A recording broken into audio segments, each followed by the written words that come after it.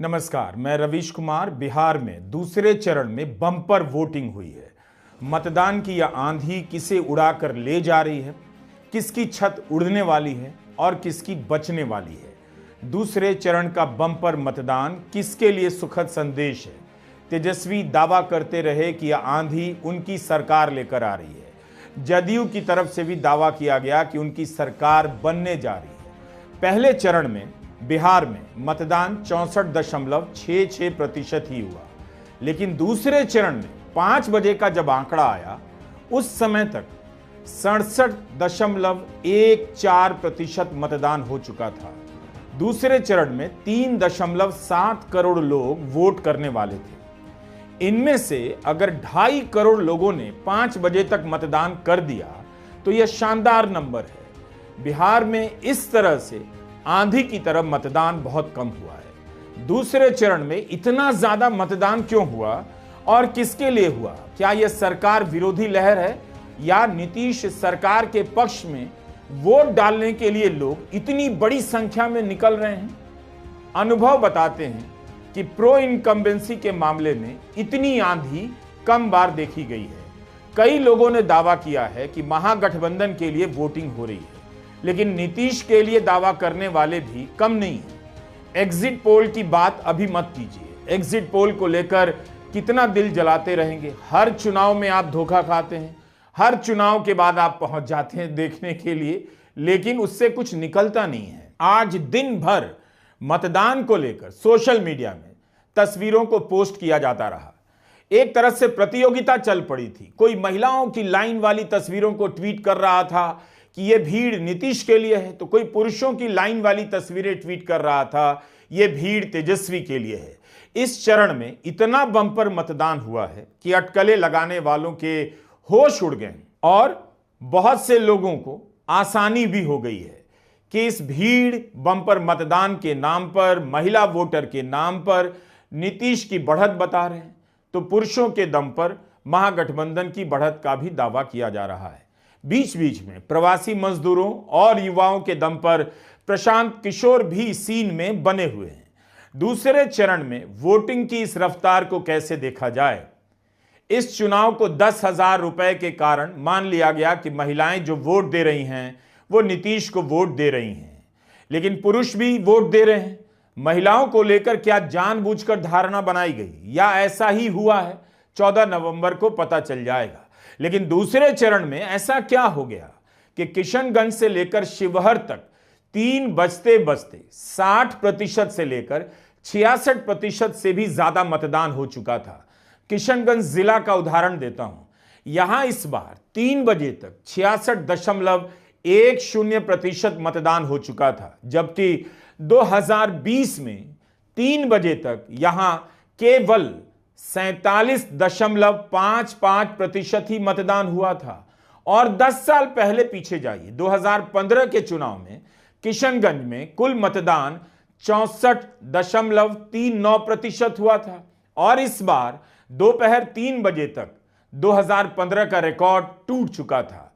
किशनगंज जिले में 4 सीटें हैं और किशनगंज 54 नंबर की सीट पर सबसे अधिक दोपहर 3 बजे तक 68.13% वोट गिर चुका था।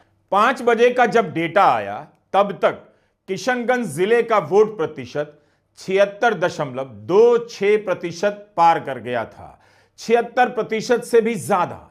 किशनगंज 54 नंबर की सीट पर 5 बजे तक 78% से अधिक मतदान हो चुका था।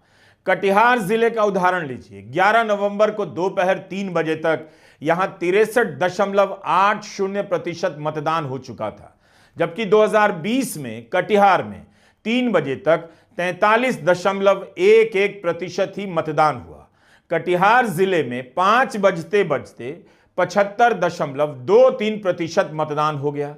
जमुई में 5 बजते बजते 67.81% मतदान हो गया। जैसे ही मतदान में तेजी की खबरें आने लगी, सारे खेमे अपनी अपनी सरकार बनाने का दावा करने लगे और इस दावेदारी में एक दूसरे के प्रति अपनी नफरत का भी इजहार करने लगे। यह तस्वीर देखिए, बिहार के उप मुख्यमंत्री सम्राट चौधरी ने ट्वीट की है। कैंची से कैक्टस रूपी लालू प्रसाद को काटते हुए दिखाया गया है। सम्राट इतने जोश में हैं कि अपनी नफरत, अपने विरोध को नफरत में बदल देते हैं और लालू यादव को कैक्टस के रूप में दिखाते हैं। अपने ट्वीट में लिखते हैं, बिहार ने कर दिया सफाया, फिर नहीं लौट कर आ पाया। एक अन्य ट्वीट में सम्राट चौधरी ने एक और पोस्टर पोस्ट किया है जिसमें लालटेन पर फेज 1 नाम का पत्थर मारा जा रहा है और लिखा है, मतदान के पहले चरण में ही लालटेन हो गई भंगार, अब दूसरे चरण में होगा पूरा बंटा धार। आज दिन भर अफवाहों का भी बाजार चलता रहा। खूब ट्वीट होते रहे कि लोजपा को जदयू वाले वोट नहीं दे रहे हैं तो सहनी के वोटर राजद को नहीं दे रहे हैं। इन अफवाहों का खंडन भी किया जाता रहा, यानी हर पक्ष आखिरी दौर में लगा रहा कि वोटर उनकी बातों को सुनकर उनकी तरफ चला आए, जो उधर जा रहा था इधर आ जाए। अब तो मतदान खत्म हो गया है तो हम भी दिखा सकते हैं। 10 नवंबर की शाम से ही अफवाह उड़ी कि मुकेश सहनी महागठबंधन से नाराज हो गए हैं, उनके समर्थक एनडीए के पक्ष में वोट दिला रहे हैं। पूरा तंत्र जुट गया इस अफवाह को खबर के रूप में जमीन तक पहुंचा देने में। इसके बाद मुकेश सहनी पूरी रात खंडन करने में जुटे रहे कि वे तो महागठबंधन के साथ हैं, बल्कि उप मुख्यमंत्री पद के घोषित उम्मीदवार हैं। जब तक तेजस्वी मुख्यमंत्री नहीं बनेंगे, मुकेश सहनी चैन से नहीं बैठने वाले हैं। उनके खंडन के बाद भी यह अफवाह ठंडी पड़ी नहीं, लेकिन ऐसा नहीं है कि राजद को फायदा पहुंचाने वाली अफवाहें नहीं उड़ाई गई। यह पोस्टर देखिए, कितनी सावधानी से बनाया गया है। जहां तीर नहीं वहां लालटेन ही सही। यह आधिकारिक पोस्टर नहीं है, लेकिन अफवाह उड़ाई जा रही थी ताकि नीतीश के वोटर कुछ भी राजद की तरफ आ जाएं, जितने आ सकते हैं आ जाएं और राजद की सरकार बन जाए। खबर यह भी उड़ाई गई कि नीतीश कुमार ने ललन सिंह को केंद्रीय मंत्रिमंडल से इस्तीफा देने को कहा है। हम और आप केवल इसे अफवाह के रूप में देख रहे हैं। हो सकता है कि जमीन पर इन सब बातों का भी कुछ असर हो। तभी बीजेपी जेडीयू ने आज अपनी तरफ से कई पोस्टर दनादन जारी किए इन अफवाहों का जवाब देने के लिए कि जेडीयू और बीजेपी में कोई मतभेद नहीं है। जेडीयू की तरफ से भी यह पोस्टर जारी किया गया कि एनडीए एकजुट है। बीजेपी भी इन्हीं सब बातों को लेकर अलग रंग में पोस्टर जारी करने में लगी रही। यानी दूसरे चरण में बीजेपी और जेडीयू की तरफ से दिखाने की पूरी कोशिश हुई कि दोनों में कोई मतभेद नहीं है, दोनों के नेता एक हैं, तो मतदाताओं को भी दोनों के लिए वोट करना चाहिए। फिर भी नीतीश कुमार के नाम का औपचारिक ऐलान नहीं हुआ। यह बात भी समझ से परे है। लेकिन दूसरे चरण में बीजेपी और जदयू की तरफ से पूरा प्रयास किया गया कि एकजुटता दिखाई दे। जनता दल यूनाइटेड ने तो 4:30 बजे ही अपने ट्विटर हैंडल पर यह पोस्टर डाल दिया जिसमें लिखा है, बिहार वोटिंग का रिकॉर्ड बनाने जा रहा है। 70% से अधिक वोटिंग इस बात का सबूत है कि जनता तेज वोटिंग करके विकास की रफ्तार तेज करने जा रही है। इसके साथ नीतीश कुमार का एक वीडियो आता है। वे जनता दल यूनाइटेड के दफ्तर में गए हैं। इस चुनाव में नीतीश कुमार ने एक भी प्रेस कॉन्फ्रेंस नहीं की, एनडीए की एक भी प्रेस कॉन्फ्रेंस नहीं हुई। क्या यह वीडियो यह दिखाने के लिए था कि नीतीश कुमार एकदम ठीक हैं, पार्टी उनके कमांड में है, तो क्या नीतीश कुमार ही मुख्यमंत्री होंगे? दिन भर नीतीश को सक्रिय दिखाने का प्रयास हुआ ताकि मतदाताओं में संदेश जाए कि बीजेपी और जेडीयू दोनों को वोट देना है। क्या यह काम किया है इस बार? क्या यह बता रहा है कि पहले चरण में एनडीए को नुकसान हुआ है, दूसरे चरण में एनडीए ने इसकी भरपाई में पूरी ताकत लगा दी है? दोपहर 3 बजे तक शिवहर, पूर्वी चंपारण, पश्चिमी चंपारण में 61% से भी अधिक मतदान हो गया। 5 बजे का जब डेटा आया तो पूर्वी चंपारण में 69.31% मतदान हो चुका था। पश्चिमी चंपारण में 69% वोट पड़ चुका था। मोतिहारी में 70% से अधिक मतदान हुआ। यह इलाका बीजेपी का माना जाता है। यहीं से बीजेपी महागठबंधन को रोक देती है। यहां पर मतदान में तेजी को लेकर कहा जाने लगा और पहली बार यह दावा किया गया कि महागठबंधन की बढ़त चंपारण में हो सकती है। 14 नवंबर को पता चलेगा। इस इलाके में इतनी वोटिंग का क्या मतलब था? दावे इतने हो रहे हैं कि दिमाग खराब हो जाए, लेकिन क्या बीजेपी और जदयू के वोटर इतने उत्साह से निकल रहे हैं? क्या वह उत्साह पहले चरण में नहीं था? क्यों नहीं था? क्या दूसरे चरण में इतना उत्साह हो सकता है? महिलाओं का हिस्सा कितना है पता नहीं। क्यों पता नहीं है? क्योंकि अभी तक पहले चरण में एक एक विधानसभा में महिलाओं का वोट प्रतिशत क्या रहा है, चुनाव आयोग ने इसका डेटा नहीं दिया। 6 नवंबर को मतदान हुआ, 11 नवंबर तक इसका डेटा नहीं दिया गया। इसका डेटा क्यों नहीं दिया गया? किस तूफान और आंधी को रोकने के लिए ऐसा किया गया होगा, यह भी अटकलें चल रही हैं। बिहार में आज 20 जिलों में मतदान हुआ। सिर्फ एक जिला है जहां 5 बजे तक 60% से कम मतदान हुआ, नवादा।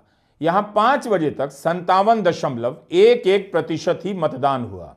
बाकी 19 जिलों में न्यूनतम 60% मतदान हुआ और अधिकतम 76% से भी ज्यादा। ये 5 बजे तक के आंकड़े हैं। सीमांचल के जिले हैं किशनगंज, पूर्णिया, सुपौल, कटिहार। यहां 70% से अधिक मतदान हुआ है। कटिहार में 7 सीटें हैं। 2020 में बीजेपी को इन 7 में से 3 सीटें मिली और जेडीयू को 1। 7 में से 4 एनडीए के खाते में गई थीं। 3 सीटें महागठबंधन को मिली। किशनगंज जिले में 4 सीटें हैं। 2020 में 2 सीटें ओवैसी की पार्टी AIMIM को मिली और 2 महागठबंधन को। क्या इतनी वोटिंग एनडीए को जिताने के लिए की गई है? इस पूरे चुनाव में मीडिया में नीतीश की ही लहर को रेखांकित किया गया। क्या दूसरे चरण में यह जो मतदान हुआ है तूफान की तरह, आंधी की तरह, वह इसी दिशा में इशारा कर रहा है? चुनाव से पहले 30,000 करोड़ रुपए अलग अलग योजनाओं में बांटे गए। इतने पैसे के खिलाफ क्या तेजस्वी जीत जाएंगे? अगर जीत गए तो उनकी जीत 30,000 करोड़ की राजनीति के खिलाफ होगी, और नहीं जीते तो पैसा जीत जाएगा। एग्जिट पोल के रुझान नीतीश कुमार एनडीए की सरकार की तरफ ही इशारा कर रहे हैं। गोदी मीडिया के दौर में जब सरकार नहीं भी बन रही होती है, तब भी एनडीए को ही एग्जिट पोल में बढ़त दिखाने का चलन रहा है। इसके गलत और सही होने पर कितनी बार वही बातें कही जाएं, लेकिन जो गेम होता है इस तरह के माहौल के पीछे, वो असल में गेम है, उस पर नजर रखनी चाहिए। आज के दौर में चुनाव आयोग की विश्वसनीयता इतनी कम है कि कुछ भी कहना मुश्किल है। जिस चुनाव के बारे में कहा जा रहा था कि जनता में जोश नहीं है, किसी की लहर का अंदाजा नहीं हो रहा था, कम से कम यह बात आज के दिन दूसरे चरण के मतदान के बाद गलत साबित हो जाती है। अगर जनता में जोश नहीं था तो दूसरे चरण में इस तरह से मतदान नहीं होता। इसका मतलब यह है कि जनता में चुनाव को लेकर जोश था, उसे इस चुनाव में एक बड़ा फैसला करना था। अगर जनता उदासीन होती तो इतनी वोटिंग नहीं होती। नमस्कार, मैं रवीश कुमार।